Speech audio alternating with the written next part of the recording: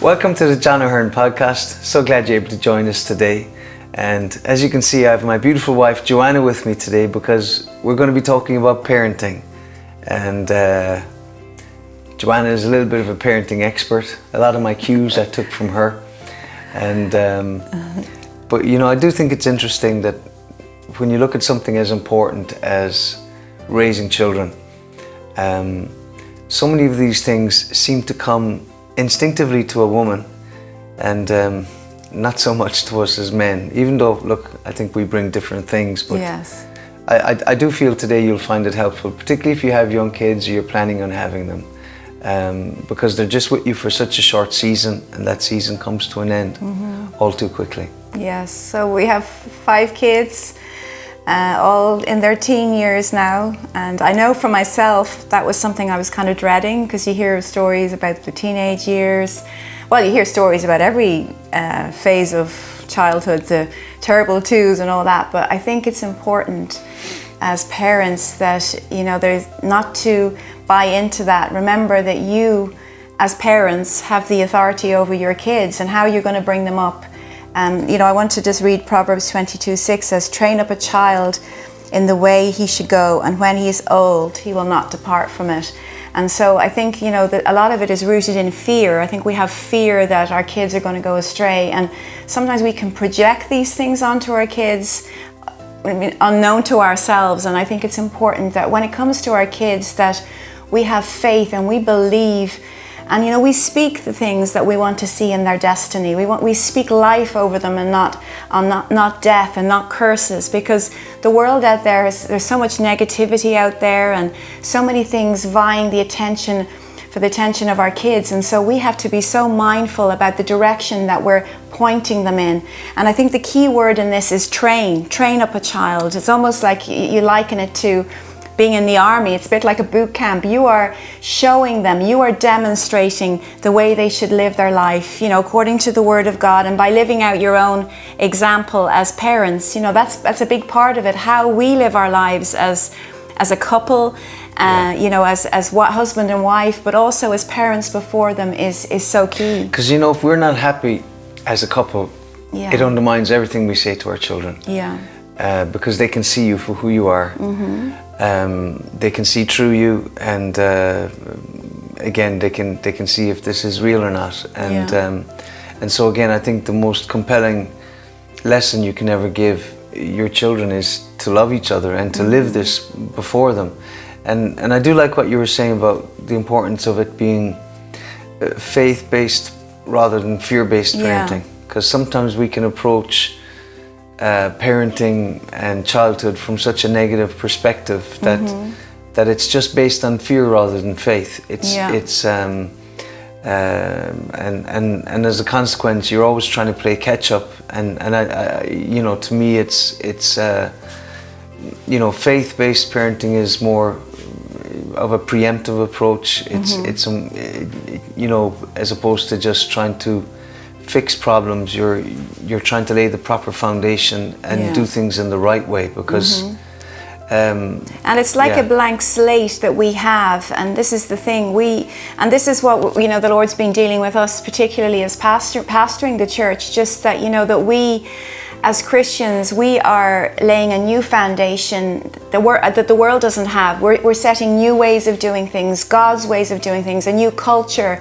And it's going to be very counter to what the world is going in, the direction that the world is going in. And we have to have that confidence, knowing, you know, God has called us. Parenting is a calling. You know, a lot of people just brush it off. You know, it is a calling, and you have so many years to input and to mold these lives. And I mean, we're at the stage now where we have kids that are off to college now, and they're dating, and you know, it goes fast. And so what I would say to you is, even people who have younger kids, don't be wishing that time away. Don't be just embrace the sleepless nights and embrace the teething and all those things, because it goes by in a flash, really. And so it's a wonderful privilege to be able to do this. And you know, we're very blessed that you know, our kids, you know, love church. They don't like missing church. They're involved in different aspects of, you know, on teams. And that's the way it should be, you know, because we bring our kids along with us. And Pastor John and myself, when we first started ministry, we only had 2 small children, but we said, you know, we're going to bring our kids on this journey with us. We're not kind of, you know, just put them at home and have somebody mind them. No, they're coming along with us. And that was challenging at times, particularly when they were younger. But you know, it became a way of life to them, and it was like, this is our life, and they're coming with us. And it was the most natural thing in the world, because we, in the early days of the church, we went to 2 services, a morning and an evening service, and so we'd have our morning service set up, you know, head off to her mom's for a few hours, and then we'd give them something to eat quickly, and then head into church. And you know, the service would always end with us taking the kids and putting them into their little onesies, and you know, loading them into the car along with the equipment, and then heading home. And by the time we get home, they'd be all asleep. And I still remember, you know, going down to the car and one by one taking them out of their little car seats, you know, and bringing them up into bed. And yeah, it was a lot of work, but we enjoyed it. We enjoyed it. It was a lot of fun, and you know, it was really about, you know, bringing our family on that journey, and recognizing, you know, we're heirs together of the grace of life, and that in a wider sense, as a family, you're heirs together. You're in it together, and so really, I suppose it's our hope over these next 2 sessions to just share some parenting principles that will help you, things we've learned along the way. And again, please understand, we're not bragging when we're talking about our children, but I think every parent should feel proud of their children. And I think a lot of the problems in the world today are caused by adults who are still trying to win the affirmation of parents who may be long dead, because they were never given that affirmation and never given that encouragement. Certainly as a pastor, I often come across so many young men that have never had a father's voice in their life. They've never had a father's correction, a father's encouragement. They've never had somebody behind them just cheering them on, saying, come on, you can do this. And I think that's tragic, and I don't believe that's the way it should be. And certainly to see my kids in the morning when I get up and they're reading the Bible themselves, they're studying the Bible, whether, you know, my oldest son or Naomi or even my younger children are doing it.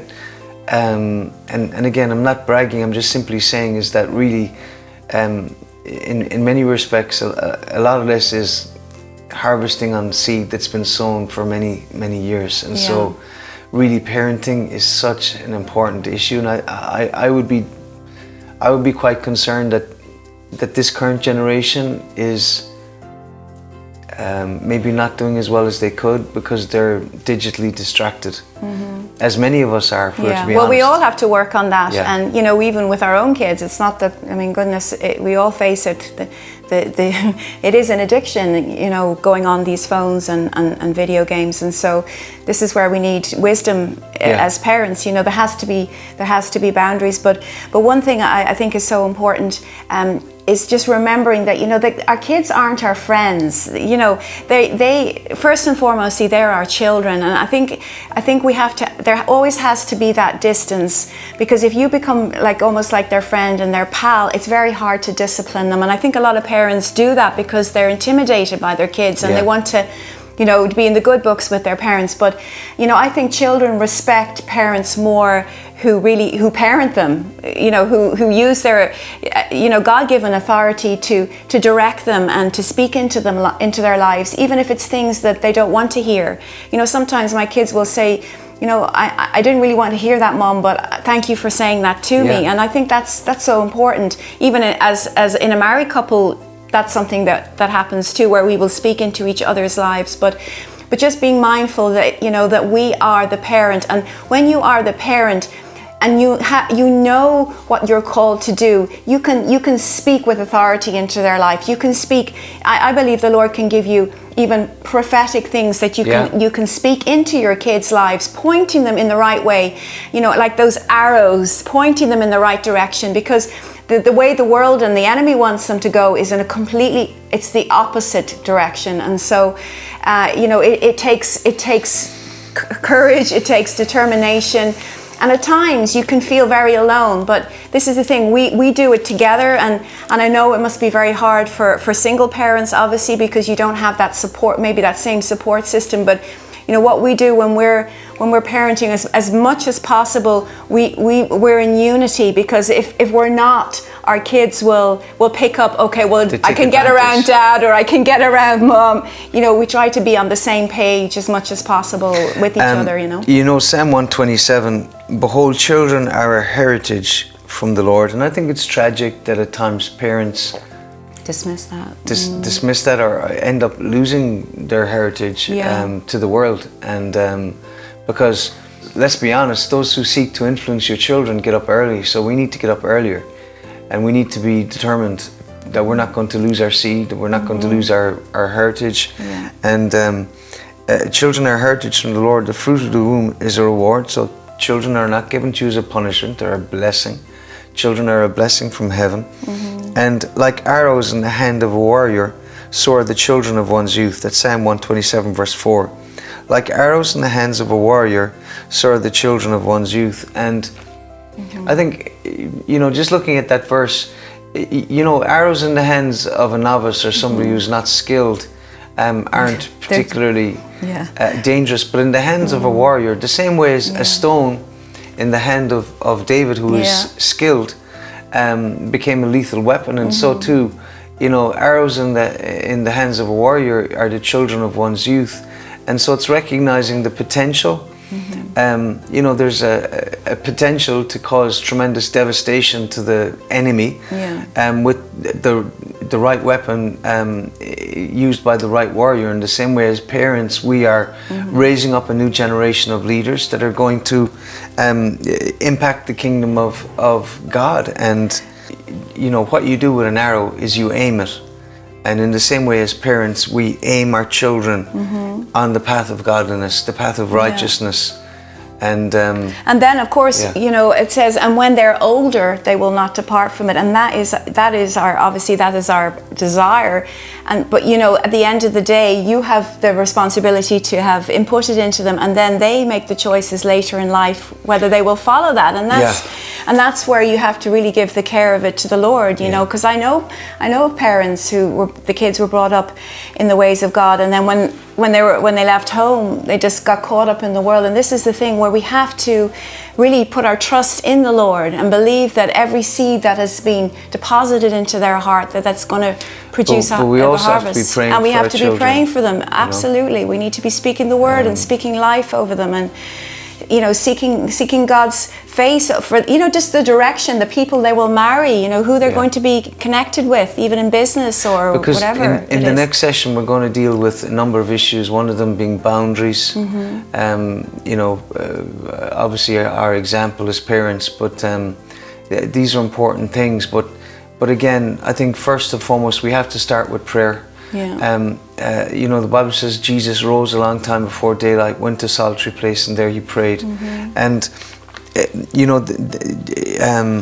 it says in Samuel chapter 1, for this child I have prayed. And so we must always understand that it's a tremendously important principle that your children can never outrun your prayers. They can never outrun God. They can never outrun your prayers. And you can't be with your children all the time. And this is the thing I'm really struggling with at the moment, if I was to be honest, is, parenting is a process of letting go. And there's still a part of me is still back in that day when they're little kiddies, and their little onesies running around the place having fun. But I keep reminding you. I know, she keeps reminding me. They're no longer in their onesies. They're no longer there. And, so we have to, let go. And that's it. I pray that. I say, God, help me to let go. Help me not. I don't want to be the smothering, overprotecting, overbearing mother. I want to, just let them go as it's appropriate. As appropriate. No, I mean, there is such a thing as giving a child too little rope or too much. If somebody's miscalculated a bungee jump and the rope is too long, you can end up getting killed. So I mean, there is you know, this understanding of a controlled release as opposed to an uncontrolled. This thing, you know, where you sometimes see it in the States where, 18 years of age, you're out of here. Yeah. I don't think that's responsible. I don't think, you know, emotionally, I don't think they're mature enough. Different people mature at different levels, and I understand the sink or swim kind of mentality, but again, and maybe in Europe here we have a tendency to be maybe on the other extreme, but there has to be a happy balance of you know, a controlled release for your kids into the world, so that they can, you know, I suppose, follow the course God has for them. Because there is this danger of you know, allowing them to go too soon, and obviously too late. We're seeing that as well. You know, we're a 35-year-old living in his mom's basement playing video games all day.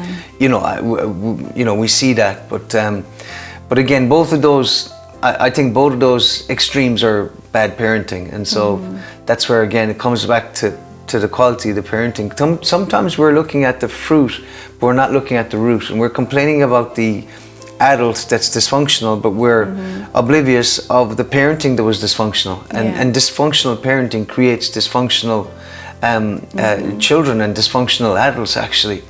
And so that's what the Bible says: train up a child in the way in which they shall go. When they're old, they won't turn from that. You know, you have this idea of what you put into them in childhood is going to be with them for the rest of their lives. Yeah, in fact, it's funny, sometimes you hear your kids speaking and you think, oh, they sound just like me, the way I would say it, or good or bad.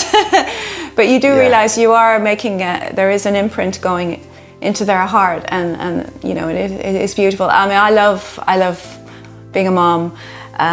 It's so funny when you were talking about, you know, just that thing about fear of, you know, things going wrong with your kids. But I remember when I was just going into labour with my first child nearly 20 years ago, and I was in a terrible pain, but all I could think about was, what kind of mother am I going to be? Am I going to be a good parent, you know? And it was amazing. Once that baby was there, and you know, you're just holding them in your arms, it just comes so naturally. There's just something so beautiful and instinctive about it, and so you don't have to worry.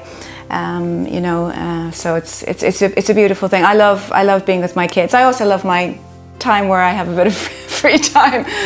But I do remember when we were younger, and there was opportunities for you to travel abroad, and I would love to have gone. I mean, you went to Australia, and I think you went to Israel. I'd love to have gone on those trips, but just the kids were so young. I just said, no, this is their time. I need to be there with my kids, and now we're going to the States, and they're old enough to be here on their own, and I don't feel that same, you know, thing. I have to be here. So there's different seasons and times for everything, and so you just have to embrace the different seasons and go with the flow. He changes the times and the seasons, and you know, there was that season, that window when we both knew, and it did involve sacrifice in terms of, you know, me working and you staying at home.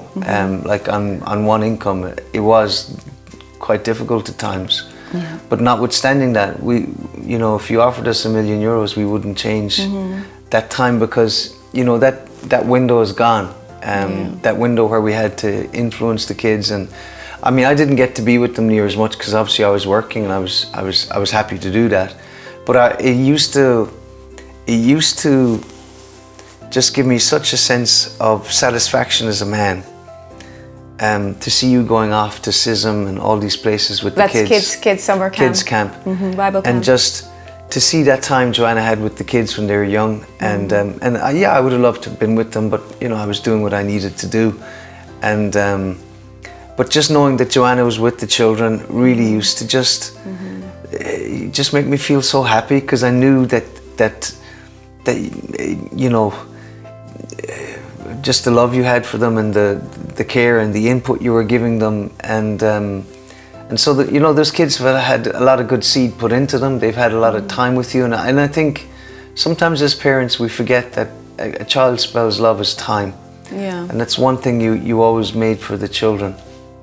Despite, I mean, you have to juggle so many things as a mom. You know, obviously you're managing a house, you know, the laundry and the school lunches and just organising things. It's a lot, you know, and look, we never get that right balance. None of us do, and none of us are perfect.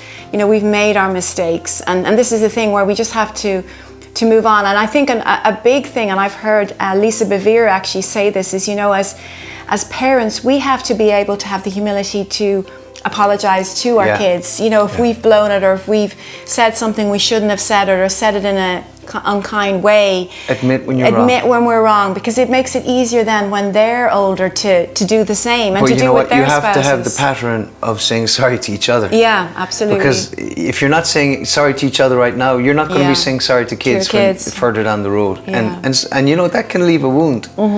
And it can create a resentment, and the Bible warns us, fathers, don't provoke your children to wrath. And in the book of Ephesians, and you know what it's simply saying is that your behavior can provoke your children, because they see the double standards. I mean, kids see with such you know, accuracy, they see through you know, us saying, well, they'll say, but you said that, but you did that, and you're like, oh.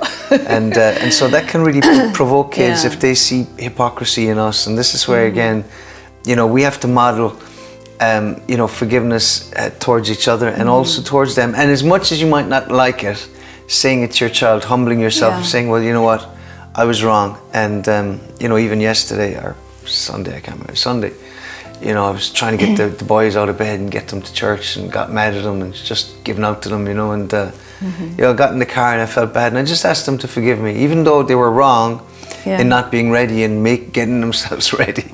You know, I didn't like the fact that I just got in the flesh, and I was just you know, roaring at them to get going, you know, and so look, it's important that we humble ourselves when we need to, you know.